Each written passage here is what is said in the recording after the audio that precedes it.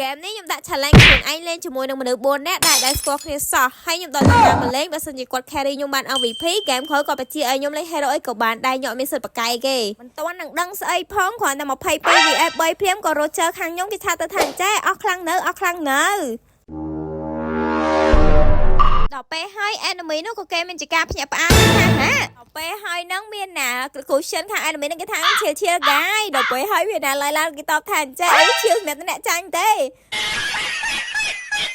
ខ្ញុំអត់ដឹងថាណាគេឲ្យភាពក្លាហានទៅកាន់ enemy ទេមកក្លុកបើខ្ញុំទាំង level 2នេះដល់ពេលហើយមានណាកន្លែងហ្នឹងក្លុកចុះក្លុកឡើងហ្នឹងគឺគ្នាខ្ញុំតែងខ្ញុំនៅជុំគ្នានឹងទាំងអស់ហើយខ្ញុំក៏មិនចាំយូរដែរគឺចូលទៅក្លុកមួយគេដែរមើលអាគេមកក្លុកយើងក្លុកវិញមើលថាឲ្យយល់អារម្មណ៍ថាអារម្មណ៍ត្រូវបានគេក្លុកហ្នឹងវាមិន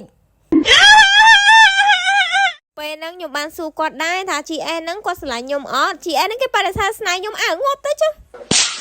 ដល់ពេលហើយខ្ញុំដើរសរសើរស្លាវនេះ free tree ហ្នឹងគេឌឺខ្ញុំថាអញ្ចេះបើខ្លាំងវាយមកខ្ញុំវាទ្រាំបានមានណាចាប់ផ្ទះកំភ្លៀងបោសក់ទៅងាប់នឹងប្រោយហើយខ្ញុំនេះមិនមែនជាតារាល្បីស្អីទេក៏ប៉ុន្តែអាពេលនេះមិនដឹងជាការងារស្អីទេមកផ្លេតហ្នឹងគឺថតខ្ញុំ3 4ដងម្នាក់ឯងណាខ្ញុំប្រាប់ថាខ្ញុំអត់ល្បីទេកុំខំថតហើយខ្ញុំក៏អត់ចូលចិត្តចូលកាមេរ៉ាហើយក៏អត់ចូលចិត្តសូមមុខដែរទាន់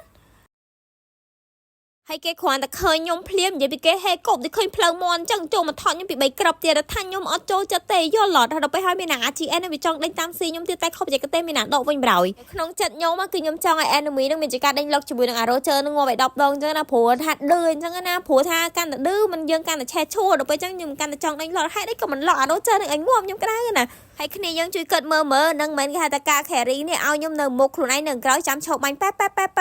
ពេលកន្លែងនេះគឺថាគ្នាខាង enemy នឹងយកបានជាមួយនឹង Roger អញ្ចឹងណាខ្ញុំសប្បាយចិត្តពេលខ្លះខ្ញុំឃើញគ្នាយើងណាដែលឌឺគេនឹងងាប់អញ្ចឹងណាខ្ញុំចង់ឲ្យសោយខ្ញុំនិយាយមែនតែគ្នាយើងជួយគិតមើលខ្ញុំសុកចិត្តអត់ពាក់ Sky ទេណាប៉ុន្តែឡៃឡាធ្វើទង្វើមួយយ៉ាងប្រៃផ្សៃគឺស៊ីយក